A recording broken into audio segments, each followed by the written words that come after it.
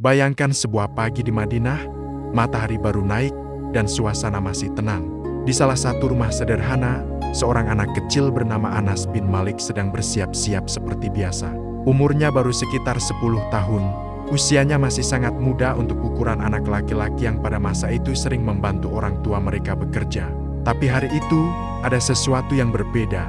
Ibunya, Ummu Sulaim, memanggilnya dengan suara yang penuh kehangatan, tetapi juga mengandung sesuatu yang serius. Anas datang menghampiri, mungkin dengan sedikit bingung. Ia tidak menyangka bahwa pagi itu akan menjadi titik balik dalam seluruh hidupnya. Ibunya menatapnya dengan senyum yang lembut, lalu berkata, "Nak, ibu ingin kau menjadi pelayan Rasulullah." Bayangkan perasaan seorang anak kecil yang mendengar itu. Nama Rasulullah sudah sangat agung di telinganya. Seseorang yang dihormati semua orang, seseorang yang terkenal dengan kelembutan dan kebijaksanaannya. Mendapat kesempatan berada dekat dengan beliau tentu bukan hal kecil. Mungkin Anas terdiam sejenak. Ia bukan menolak, tapi justru tersentuh dan merasa bangga karena ibunya mempercayakan tugas sebesar itu kepadanya. Dengan langkah kecil penuh harapan, Anas berjalan bersama ibunya menuju rumah Rasulullah. Di sepanjang jalan, mungkin ia membayangkan seperti apa kehidupan di sisi Nabi. Ia mungkin bertanya-tanya dalam hatinya, apa yang harus aku lakukan nanti? Apakah aku bisa? Apakah Nabi akan menerimaku?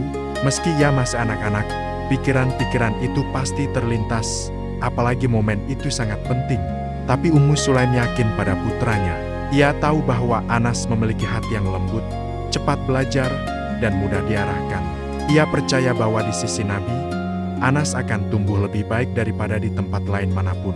Saat mereka tiba di rumah Rasulullah, suasananya sederhana, tidak megah, tidak besar, tetapi dipenuhi ketenangan yang sulit digambarkan.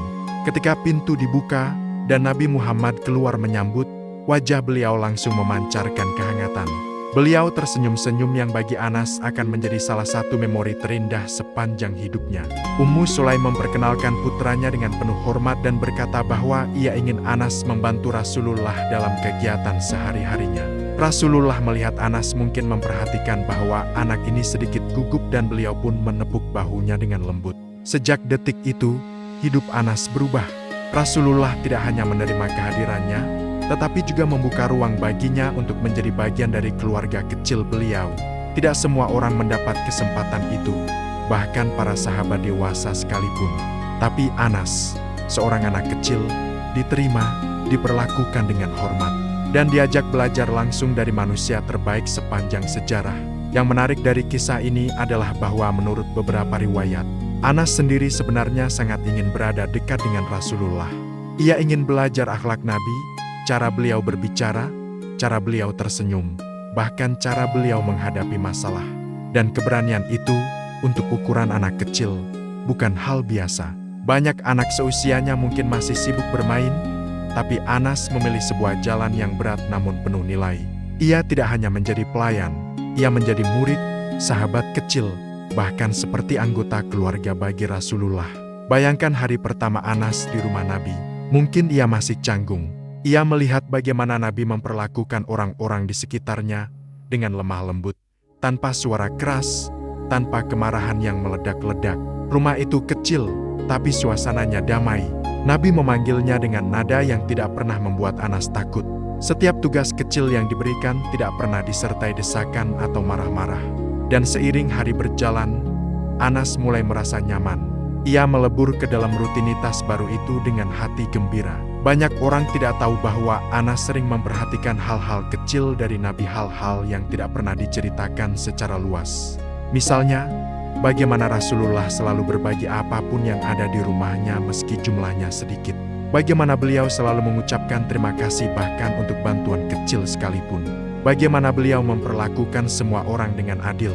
Semua itu terekam begitu jelas dalam ingatan seorang anak yang kemudian tumbuh menjadi salah satu periwayat hadis terpercaya. Setiap hari bagi Anas adalah pelajaran.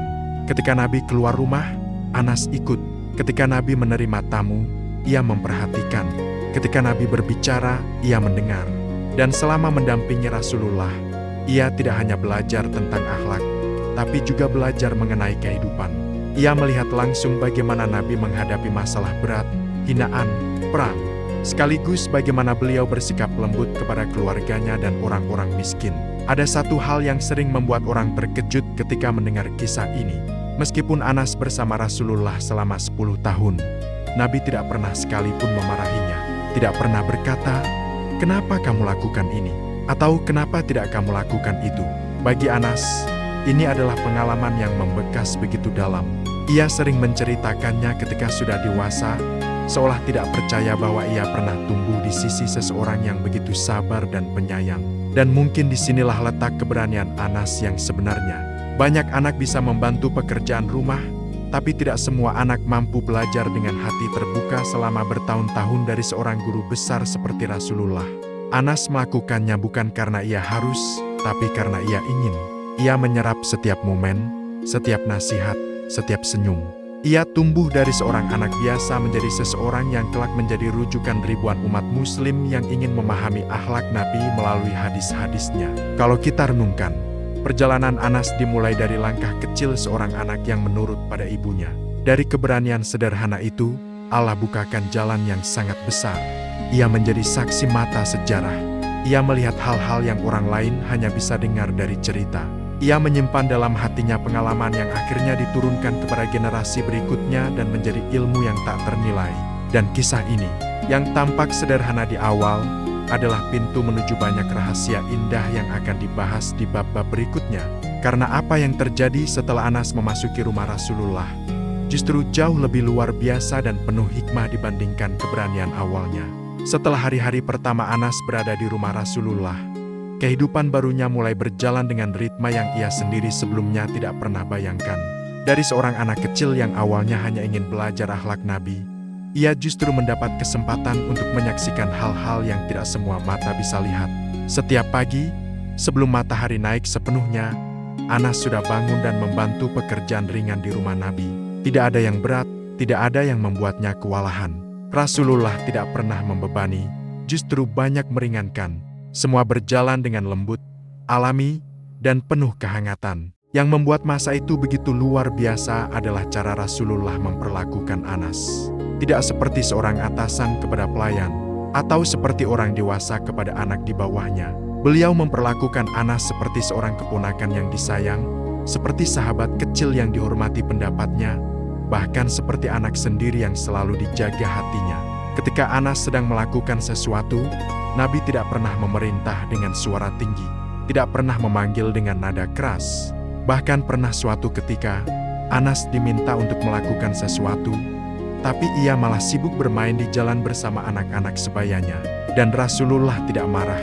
Beliau hanya tersenyum, mendekat, lalu memegang pundaknya sambil berkata dengan lembut. Peristiwa-peristiwa seperti itu tidak hanya sedikit, tetapi sering. Anas sendiri pernah berkata, "Aku melayani Rasulullah selama 10 tahun. Demi Allah, beliau tidak pernah sekalipun berkata kepadaku, 'Mengapa kamu lakukan itu?' Atau 'Mengapa kamu tidak lakukan itu?' Ini bukan sekadar cerita manis. Ini adalah bukti nyata betapa akhlak Rasulullah begitu luas, begitu sabar, dan begitu mendidik tanpa menyakiti. Ada satu kisah sederhana yang sering diceritakan ulama, namun jarang diperdalam maknanya. Suatu hari, Rasulullah meminta Anas untuk pergi ke sebuah tempat tertentu untuk mengurus sesuatu. Anas mengangguk, lalu pergi ke arah yang diperintahkan. Tapi ketika ia lewat di tengah jalan, ia melihat sekelompok anak kecil sedang bermain. Anas yang masih sangat muda tentu mudah tergoda. Ia ikut bermain, tertawa bersama anak-anak itu, dan lupa sama sekali tentang tugasnya. Lama setelah itu, Rasulullah datang dari kejauhan. Beliau melihat Anas sedang bermain. Beliau tidak marah, tidak menghardik, tidak menegur dengan nada tinggi. Beliau hanya mendekat, tersenyum seperti biasa, dan bertanya dengan lembut, "Wahai Anas, sudahkah engkau pergi ke tempat yang aku perintahkan?" Begitu mendengar suara itu, Anas langsung terkejut dan merasa bersalah. Tapi Rasulullah tidak memperpanjang persoalan. Beliau tahu bahwa Anas hanyalah anak kecil, dan wajar baginya untuk bermain. Betapa banyak orang dewasa hari ini yang mungkin marah besar jika anak kecil lupa mengerjakan tugas. Tapi Nabi tidak pernah meninggikan suara, tidak pernah memaksakan kesempurnaan, dan tidak pernah membuat Anas merasa malu atau tertekan. Pengaruh dari kelemah lembutan ini membuat Anas tumbuh menjadi pribadi yang tenang, patuh, dan penuh kasih. Selain itu, yang membuat pengalaman Anas berbeda dari siapapun adalah kenyataan bahwa ia tidak hanya melayani Nabi, tetapi juga ikut menyaksikan kehidupan beliau dari jarak yang paling dekat. Ia melihat bagaimana Rasulullah makan dengan sederhana, tidak pernah berlebihan, dan tidak pernah mengeluhkan makanan apapun yang dihidangkan kepadanya. Ia melihat bagaimana Rasulullah memperlakukan istrinya dengan penuh cinta dan hormat. Ia melihat bagaimana beliau menghormati orang tua, menyayangi anak kecil, menyambut tamu, dan memaafkan orang yang menyakitinya. Semua yang ia lihat bukan sekadar tindakan luar, tetapi akhlak yang mengalir dari hati. Dalam banyak riwayat, Anas juga menceritakan bagaimana Rasulullah sering mengusap kepala atau rambutnya sebagai tanda kasih sayang. Bagi seorang anak kecil, sentuhan seperti itu bukan hal biasa. Itu adalah tanda kehangatan yang sangat membekas dalam ingatan. Suatu saat, Rasulullah bahkan mendoakan Anas dengan doa yang menjadi salah satu doa paling melegenda dalam sejarah Islam. Doanya sederhana, tetapi pengaruhnya luar biasa. Beliau berkata, "Ya Allah, perbanyaklah hartanya, perbanyaklah keturunannya, dan berkahilah hidupnya." Doa Nabi bukan doa biasa, dan keajaiban doa itu benar-benar terjadi. Seumur hidupnya, Anas memiliki keturunan yang sangat banyak, bahkan sampai ratusan orang. Ia diberi umur panjang lebih dari 100 tahun dan rezekinya tidak pernah berhenti mengalir. Rumahnya menjadi tempat para ulama, murid, dan sahabat berkumpul. Ia menjadi saksi begitu banyak peristiwa besar dalam perkembangan Islam setelah wafatnya Nabi. Semua ini berawal dari sebuah doa yang lahir dari cinta Rasulullah kepada seorang anak kecil yang jujur dan tulus. Ada juga cerita yang jarang diketahui orang. Anas pernah suatu hari membawa air minum untuk Rasulullah. Ketika ia menghidangkan air itu, Nabi meminum sebagian lalu menyisakan sedikit. Setelah itu, beliau memberikan sisa minuman itu kepada Anas. Dalam budaya Arab, tindakan ini sangat berarti. Itu tanda penghormatan. Bagi Anas, itu momen yang membuatnya merasa begitu dihargai. Ia tidak hanya menjadi pelayan, tetapi juga menjadi seseorang yang dicintai Nabi. Banyak sahabat dewasa bahkan tidak mendapatkan momen-momen seintim itu. Anas mengingat setiap detiknya dengan penuh syukur. Tidak cukup sampai di sana. Anas juga menyaksikan bagaimana Rasulullah selalu mengajarkan nilai persaudaraan dan keadilan. Beliau melarang keras berlaku kasar kepada siapapun, bahkan kepada hewan. Rasulullah mengajarkan untuk bersikap lembut. Semua ini, bagi Anas yang tumbuh di masa itu, menjadi pelajaran kehidupan yang tidak pernah ia lupakan. Dan ketika ia dewasa, ia menceritakan semua itu kepada murid-muridnya dengan penuh semangat. Ia ingin semua orang tahu bahwa akhlak Rasulullah bukan hanya teori, tetapi benar-benar nyata, hidup, dan dirasakan langsung olehnya setiap hari, selama 10 tahun penuh. Anas melihat banyak hal yang dunia kini hanya bisa baca dari buku-buku. Ia melihat bagaimana Nabi menangis dalam doa, bagaimana Nabi tersenyum ketika melihat sahabatnya berhasil, bagaimana Nabi tertawa dalam kesederhanaan, bagaimana Nabi memaafkan musuh, bahkan bagaimana Nabi merawat keluarganya dengan penuh kelembutan. Tidak ada satupun yang terlewat dari pengamatan seorang anak kecil yang kelak menjadi salah satu sumber paling berharga dalam sejarah Islam. Dan setelah 10 tahun itu berakhir, ketika Rasulullah wafat, dunia Anas berubah selamanya. Ia merasa seperti kehilangan seorang ayah, tidak hanya karena kedekatannya, tetapi karena 10 tahun masa kecilnya, masa tumbuh kembangnya, masa belajar akhlaknya semuanya ditemani oleh manusia terbaik yang pernah diciptakan. Kisah-kisah ini, yang sering hanya diceritakan secara singkat, sebenarnya menyimpan ribuan hikmah. Karena apa yang ia alami bukan hanya pengalaman seorang pelayan kepada tuannya, tetapi pengalaman seorang anak kecil yang tumbuh dalam bimbingan kasih sayang Nabi terakhir umat manusia. Setelah bertahun-tahun hidup bersama Rasulullah, menyaksikan akhlak beliau dari jarak yang begitu dekat, dan merasakan kasih sayang yang tidak pernah padam, Anas tumbuh menjadi seorang pemuda yang berbeda dari anak-anak lain.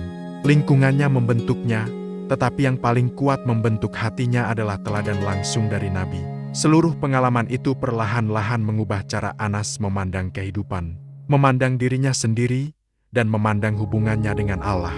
Setiap momen yang ia lalui di sisi Rasulullah bukan hanya sekadar kenangan, tetapi menjadi pondasi bagi hidupnya selanjutnya. Ketika masa itu berakhir, ketika Rasulullah berpulang ke rahmatullah dunia, Anas seperti berhenti sejenak.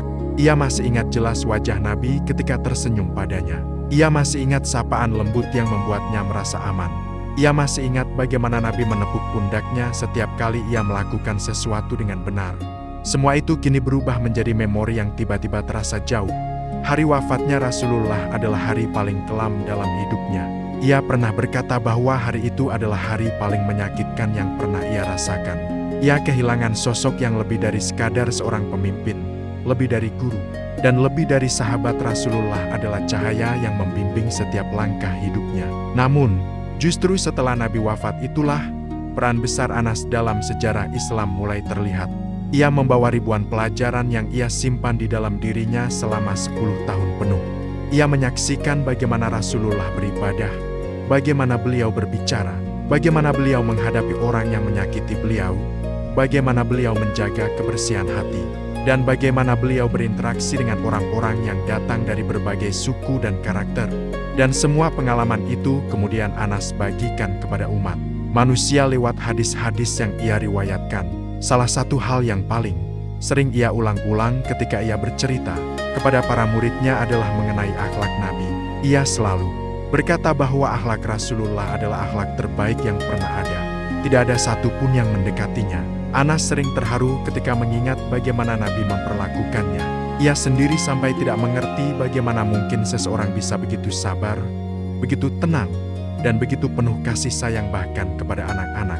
Bagi Anas, inilah pesan terbesar yang ia bawa, bahwa Islam bukan hanya ibadah, bukan hanya aturan, tetapi akhlak yang hidup, akhlak yang dirasakan orang lain, akhlak yang membuat orang lain merasa dihargai, dihormati, dan dijaga hatinya. Suatu hari, ketika Anas sudah dewasa, seseorang bertanya kepadanya, "Apa yang paling kamu pelajari dari Rasulullah selama 10 tahun bersamanya?" Anas tidak menjawab dengan teori panjang. Ia menjawab dengan sederhana, namun sangat dalam maknanya, "Beliau adalah manusia paling baik yang pernah aku temui." Jawaban itu mungkin terdengar singkat, tetapi ia menyimpan ribuan pengalaman di baliknya. Sebab Anas benar-benar melihat sendiri bagaimana Nabi bersikap dalam segala kondisi, baik senang, sedih, tertekan, terzalimi, maupun ketika dipuji. Dan bagi Anas, semuanya tetap menunjukkan satu hal, kebaikan hati Rasulullah tidak pernah berubah. Ada banyak pesan yang kemudian Anas sampaikan kepada generasi setelahnya. Ia selalu menekankan pentingnya menjaga hubungan dengan Allah. Ia pernah berkata bahwa seseorang tidak akan pernah benar-benar merasakan ketenangan kecuali ia menjaga hatinya tetap dekat kepada Tuhannya. Pesan ini datang dari seseorang yang melihat Nabi berdoa di malam hari, menangis karena takut kepada Allah, dan bersyukur atas nikmat yang sedikit maupun banyak. Bayangkan, seorang anak kecil melihat bagaimana Nabi sujud begitu lama hingga keningnya basah oleh air mata. Pemandangan seperti itu tidak pernah ia lupakan. Selain itu, Anas juga selalu mengingatkan orang-orang untuk menjaga akhlak, untuk menjadi lembut, tidak mudah marah, tidak suka membentak, dan tidak menyakiti perasaan orang lain. Ia selalu berkata bahwa akhlak itu lebih berat dari ibadah fisik, karena akhlak adalah ujian yang datang setiap saat. Ia belajar ini dari Nabi yang tidak pernah berbicara buruk kepada siapapun. Ketika orang datang dengan suara tinggi, Nabi menjawab dengan suara lembut. Ketika orang kasar, beliau menunjukkan kelembutan. Ketika orang berbuat salah, beliau memaafkan.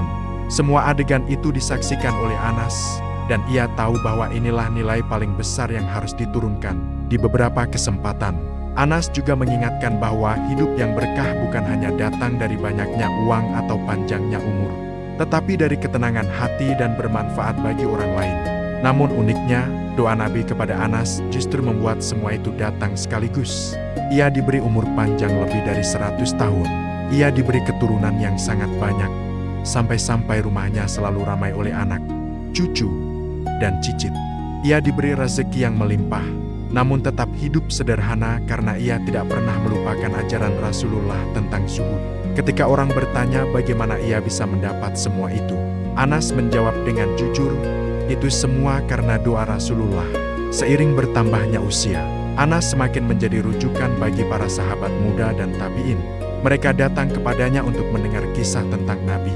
Bukan hanya hadis formal, tetapi kisah-kisah yang menyentuh hati.